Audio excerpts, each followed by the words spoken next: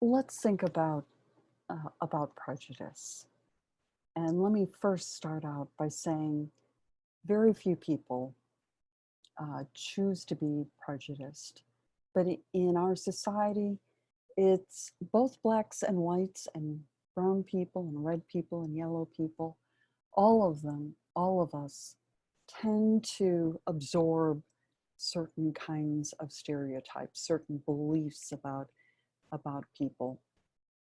And those stereotypes influence what we see. Okay, so go back to the first video from this unit and think about that.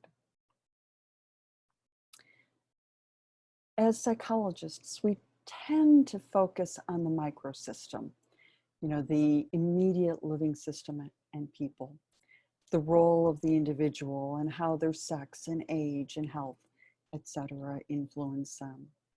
Sometimes we pay attention to the microsystem, the role of their family and schools and peers and church group and health services and neighbors.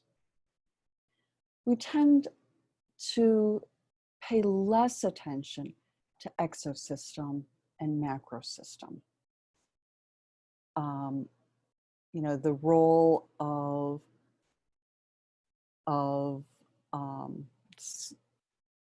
the role of other social settings, the role of cultural factors. And we also tend not to pay attention to the role of chronosystem, the role of time, patterns of events across time.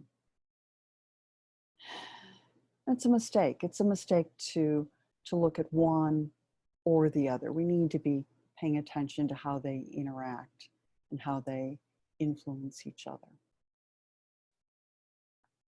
So I'm going to show you a number of things, probably in places where you're not expecting to find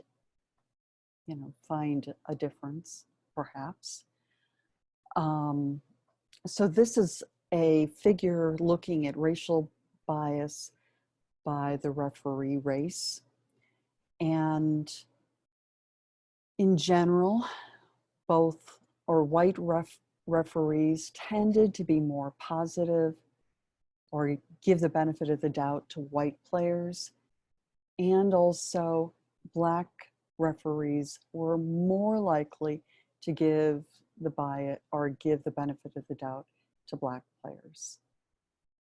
As Mike James said, if that's going on, it's something that needs to be dealt with, but I've never seen it.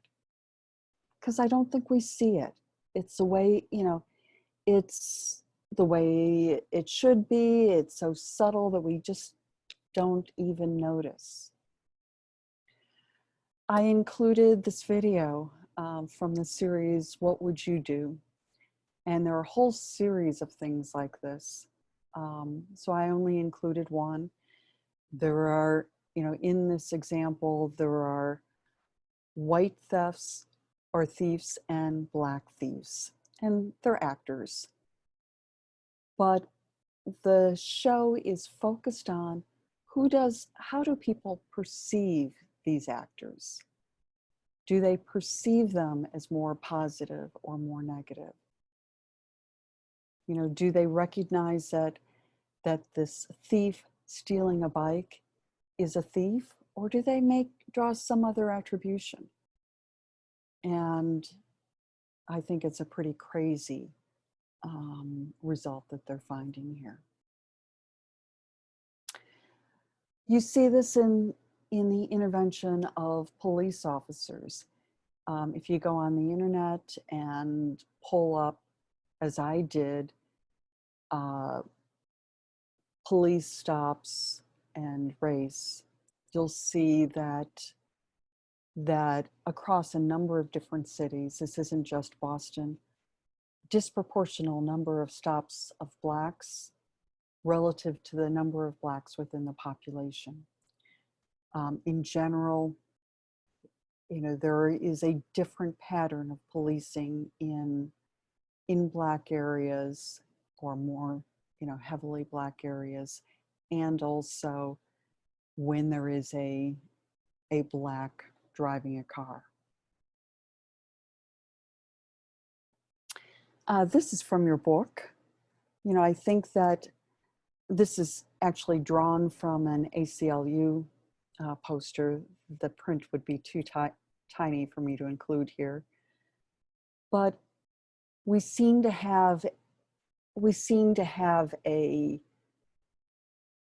belief that Black equals bad, equals thief, equals whatever. Perhaps because of some bias in the media, that we are much more likely to put Black thieves and Black drug users, etc., on the news than are we to put a white in the same situation. We're much more likely to equate Black and guilt. And I think that's something that we need to stop and think about and challenge.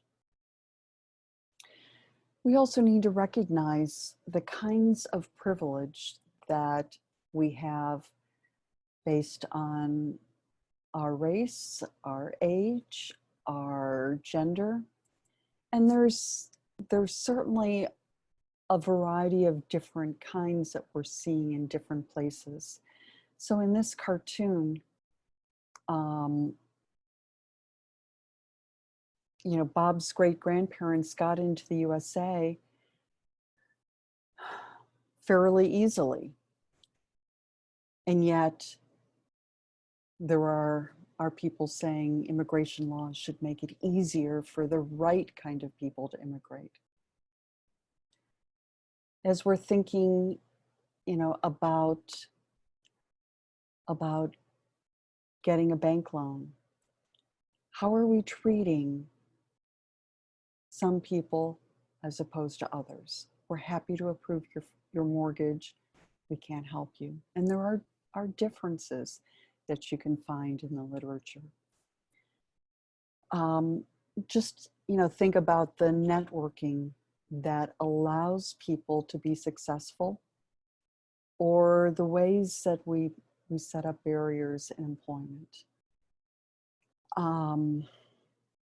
There has been a clear history of redlining where we do not allow minorities into certain kinds of areas, and where we expect that, you know, and so that influences options. And also, how do people handle, you know, small offenses? You know, again, there's clear evidence that whites and Blacks are treated differently in terms of drug offenses. You know, particularly the difference between cocaine as a powder as opposed to crack. I have been stopped by the police twice. Once, the police officer tried to calm me down. I didn't think I was upset. But is that a reaction to me as a white woman? The other time I had two small children in the back of my car at 2 a.m. and my children were asleep. Again, the police officer stopped, looked at me, and decided that I probably wasn't a drunk driver. We need to recognize some of the ways that we have benefited from our current racial policies. So when we're talking about prejudice and discrimination, there are places where someone can be prejudiced and not discriminate. So for example, a restaurant owner who's bigoted but treats them fairly in order to get their business, or people who are not prejudiced, who discriminate because they think that that's a corporate policy, or that I'd lose my job, or I'd get in trouble with my job if I didn't behave in this way. And there are people who are both prejudiced and discriminate. So these are things for us to be thinking about as we're going through here today. What can we do? I think, certainly one thing we can do is just be aware of differences, and diversity, and the role of prejudice and privilege in the situations around us.